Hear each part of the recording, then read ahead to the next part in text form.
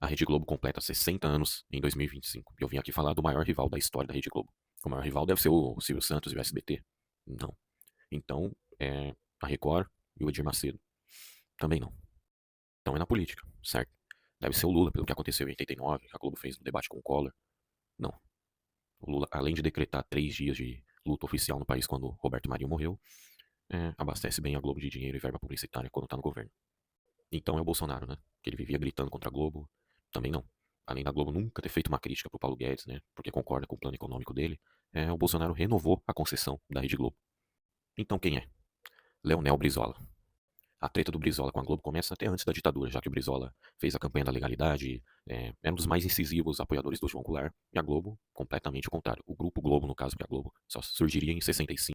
Acontece o golpe em 64, o Brizola vai pro exílio e volta em 79, na lei da anistia. Eles voltam pro Brasil, quem era exilado.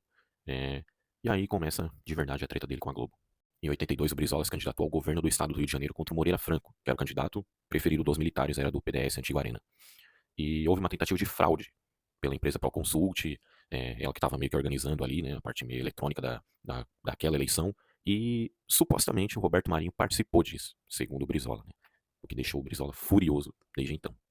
O Brizola ganhou a eleição mesmo com a tentativa de fraude, e aí a Globo começou a descer o pau, o Grupo Globo, o Jornal Globo, a TV Globo, e o Brizola devolvendo a porrada, mas não tinha espaço, né.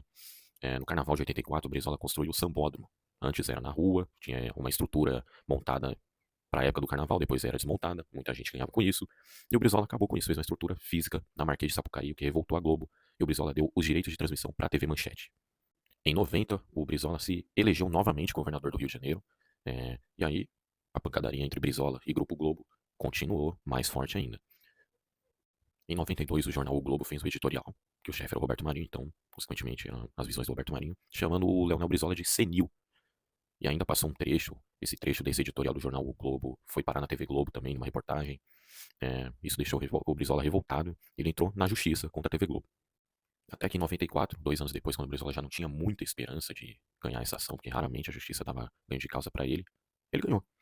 E aí apareceu um dos momentos mais épicos da TV brasileira, quando Cid Moreira teve que ler algo contra a Globo dentro do Jornal Nacional. O editorial de O Globo foi acusado na minha honra, e pior, apontado como alguém de mente senil. Ora, tenho 70 anos, 16 a menos que meu difamador Roberto Marinho, que tem 86 anos. Se é esse o conceito que tem sobre os homens de cabelos brancos, que os use para si. Não reconheço a Globo autoridade em matéria de liberdade de imprensa, e basta para isso olhar a sua longa e cordial convivência com os regimes autoritários e com a ditadura de 20 anos que dominou o nosso país.